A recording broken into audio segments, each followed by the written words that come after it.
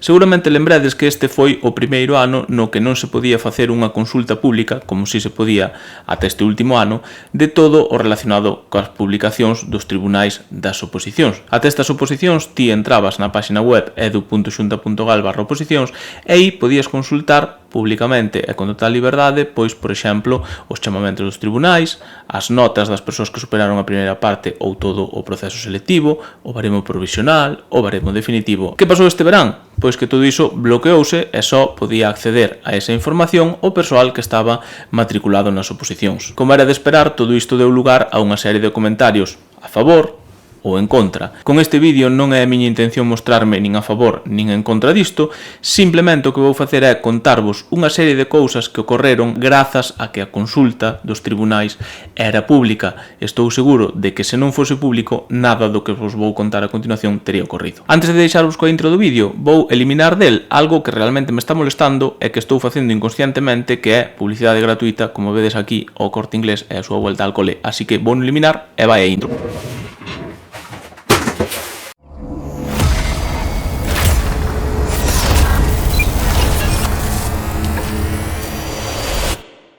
Primeiro vou vos contar de onde saquei toda esta información, porque é algo tamén curioso.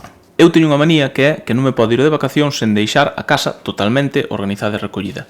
E nunha destas recollidas que fixen, atopei, pois, esta serie de documentiños pequenos onde, como vedes, fun apuntando varias cousas relacionadas coas oposicións que a continuación vos vou a contar. Tede en conta que ocorreu nun único ano de oposicións, que foi o 2022, que non me preguntedes por qué, pero naqueles anos pois deume por apuntar á man todo isto que a continuación vos vou contar. A primeira das anotacións que teño aquí feitas fai referencia a un reparto erróneo das prazas dos tribunais de tecnoloxía. Neste caso, Recursos Humanos, que é quen reparte as prazas, fixo o mal por algún erro que a día de hoxe pois é verdade que descoñezo, pero o certo é que me escribira unha rapaza que non entendía como se repartían as prazas e quería saber ou entender como isto se facía.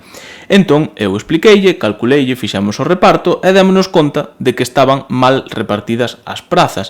E isto fixo que non esta persoa, senón outra, puidese conseguir praza grazas a que se comunicou que o reparto estaba mal feito e se fixo correctamente. Outro erro que se puido solucionar grazas a que se podían ver todas as publicacións dos tribunais por parte de todo o mundo foi que o Tribunal número 1 dunha especialidade que aquí a verdade é que non anotei decidiu non baremar no apartado 2.4 os títulos oficiais de galego de escolas oficiais de idiomas. Outro erro que teño aquí anotado, que é un pouco curioso por certo, porque só puxen Tribunal xuño 2022 e teño posto aquí Drive, así que o que vou facer vai ser ir ao meu Drive, buscar a ver se teño guardado algo disto e despois contóvolo.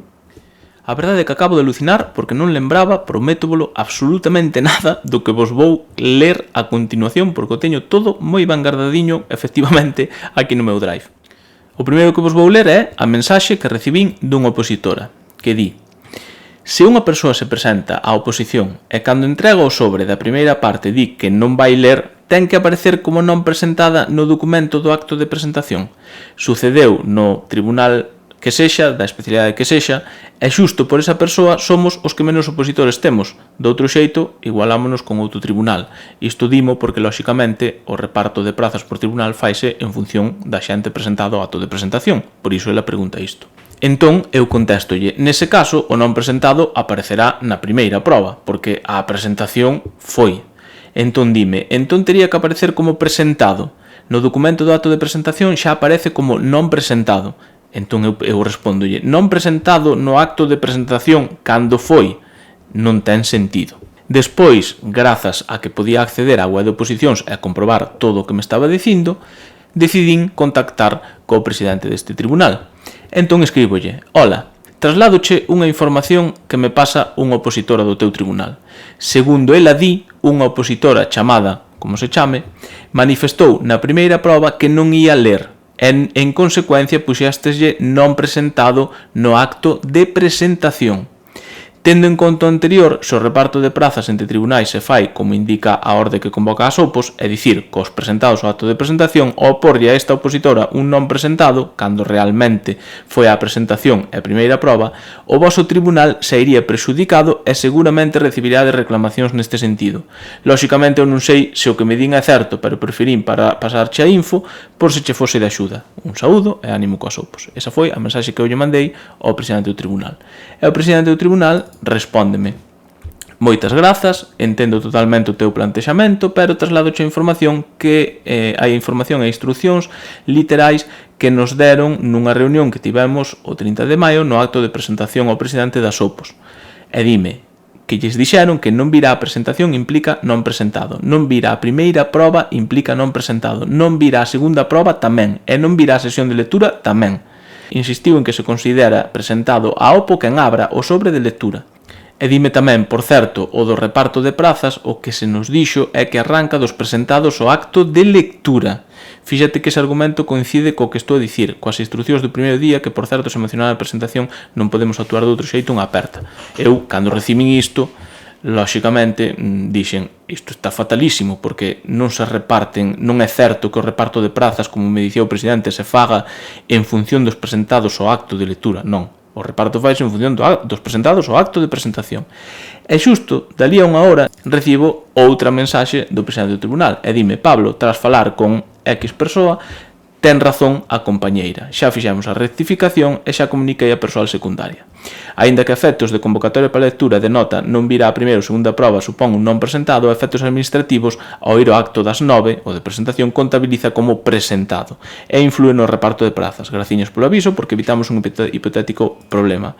E tamén teño aquí, non vos vou ensinar por protección de datos, pero teño aquí a mensaxe que o tribunal publicou no seu día, onde di: as alumnas X presentaron o acto das 9 da mañá no IES non sei que de tal cidade.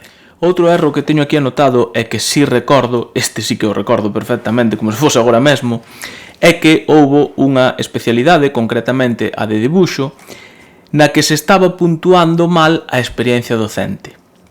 Como ben sabedes, a experiencia docente ten un máximo de 5 puntos e só se poden computar 5 anos. Isto quere dicir que, tendo en conta que se puntúa un punto ano no ensino público, podes obter só os 5 puntos con 5 anos de experiencia no ensino público. Mais claro aínda, se ti tes 4 anos de experiencia na pública e 2 anos de experiencia na privada, non che poden sumar os 4 da pública máis os 2 da privada e darche un 5, non, teñen que sumarche os 4 da pública, e só un ano da privada, e non vas chegar ao 5, vale? Neste tribunal, por erro, o que estaban era sumando absolutamente todo sen ter en conta o límite dos 5 anos e por iso estaba mal baremado. Outro erro que se pode solucionar e que teño aquí anotado son erros de baremación nun tribunal de inglés que decidira só baremar cursos relacionados coa didáctica do inglés, cando xa sabedes todos e todas que isto non é así, xa que valen cursos relacionados con todos os corpos e especialidades en xeral. Outro erro que tamén me chamara moito a atención é que houbera un tribunal da especialidade de francés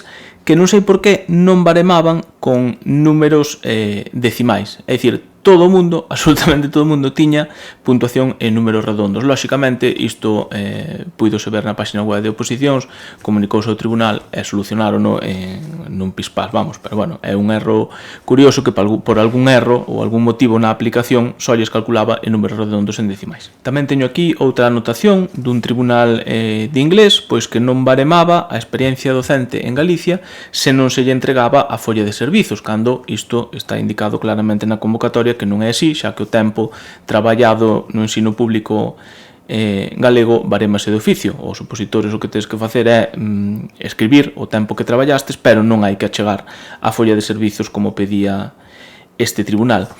Ben, teño máis cousas anotadas, pero creo que isto xa serve para exemplificar todo o que se podía resolver, solucionar, como lle queres chamar, grazas a que se podía ver ou acceder directamente á información que publicaban os tribunais na página web de oposicións. Isto, a día de hoxe, non é así, pode ser mellor, pode ser peor, eu non vou entrar a valorar, seredes vos quen saquedes as vosas propias conclusións, despois de ver todo o que vos acabo de ensinar e que lembro que só pasou nas oposicións do ano 2022.